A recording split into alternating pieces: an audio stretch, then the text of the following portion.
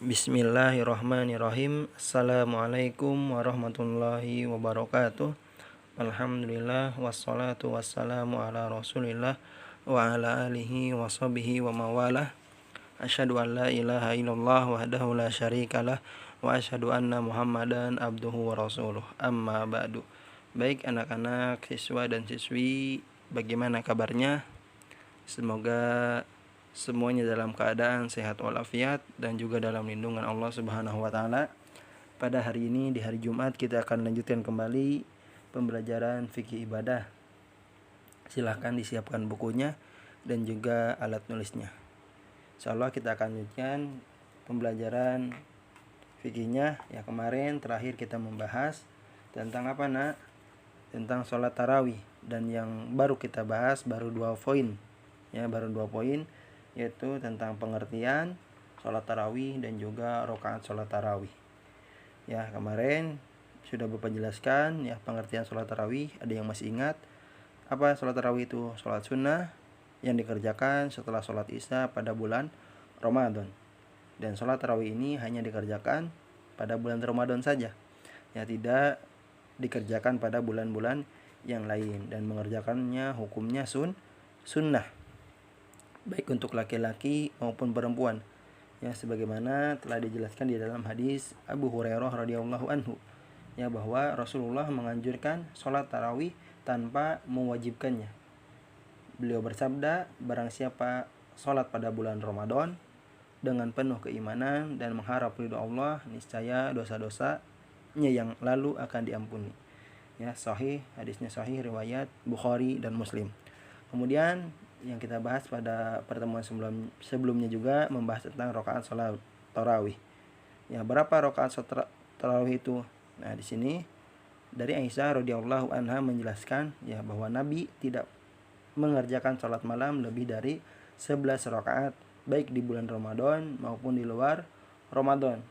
Ya, di bulan Ramadan berarti Rasulullah mengerjakan sholat tarawih, sedangkan di luar Ramadan berarti Rasulullah mengerjakan sholat malam atau sholat tahajud.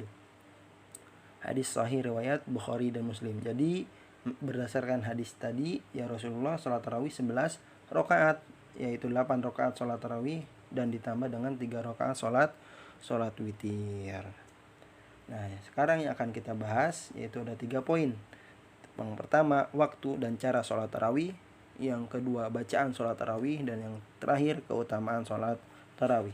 Ya, jadi Bapak harap setelah pembelajaran ini kalian mengetahui atau kalian dapat ya memahaminya tentang waktu dan cara, kemudian bacaan sholat tarawih dan keutamaannya. Dibuka halaman 90. Ya, poin yang pertama yaitu waktu dan cara sholat tarawih.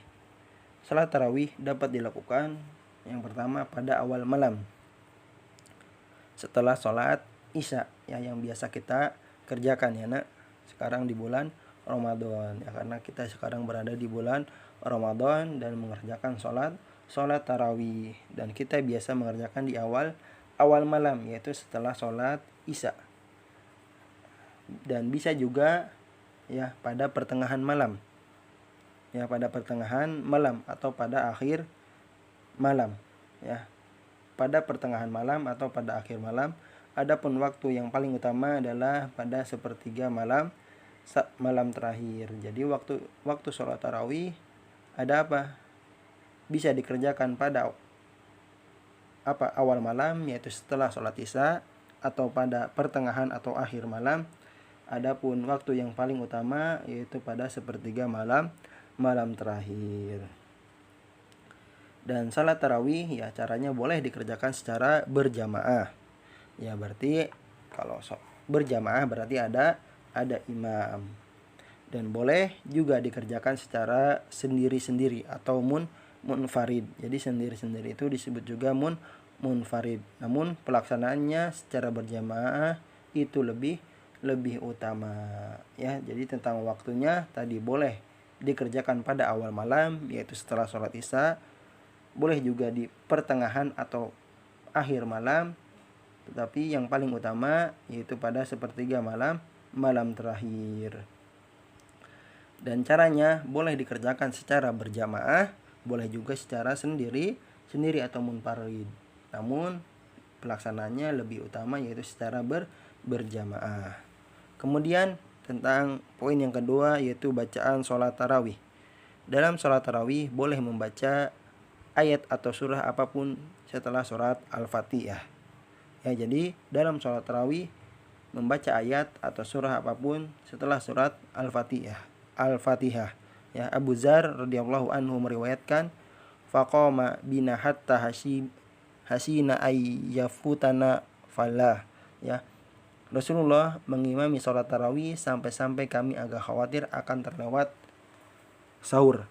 Ya, sahih riwayat Abu Daud, An-Nasai dan Ibnu Majah.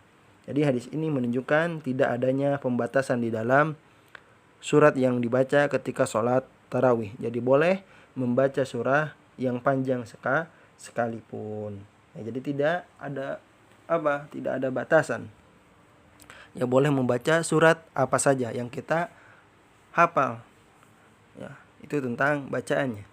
Kemudian yang terakhir tentang keutamaan sholat tarawih, ya, bahwa keutamaan dalam sholat tarawih dapat dilihat pada hadis riwayat Abu Hurairah yang sudah kita jelaskan tadi di awal, ya, di murojaah, atau sudah kita jelaskan di pertemuan sebelumnya, bahwa keutamaannya, ya, apa orang yang mengerjakannya karena keimanan dan mengharap ridho dari Allah semata, niscaya dosa-dosanya yang telah lalu akan diampuni.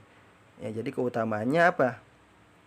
Jadi barang siapa, ya, atau seseorang yang mengerjakannya karena keimanan, karena ingin mengharap pahala dari Allah, karena Allah, ya, maka niscaya dosa-dosanya yang lalu akan diampuni. Itu keutamaannya. Bukan orang yang mengerjakan sholat tarawih karena apa?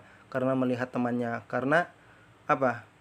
Karena ingin diajak teman. Bukan seperti itu, ya. Tetapi dia mengerjakannya karena apa? Karena keimanan, karena ingin mengharap pahala dari Allah semata. Maka niscaya dosa-dosanya yang telah lalu akan diampuni. Ya, itulah keutamaan sholat tarawih. Mungkin itu saja yang bisa Bapak sampaikan pada kesempatan kali ini, ya, tentang tadi waktunya, bacaannya, dan keutamaannya. Semoga apa yang Bapak sampaikan kalian dapat memahaminya, sehingga kalian bisa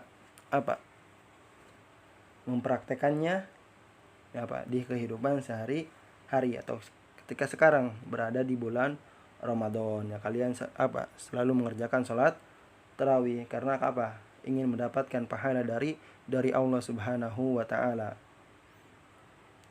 Dan untuk pertemuan kali ini insya Allah tidak ada tugas, cukup disimak, dipahami apa yang Bapak sampaikan.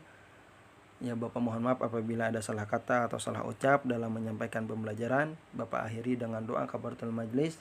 Subhanaka Allahumma wa bihamdika asyhadu an la ilaha illa anta astaghfiruka wa atubu ilaik. Wassalamualaikum warahmatullahi wabarakatuh.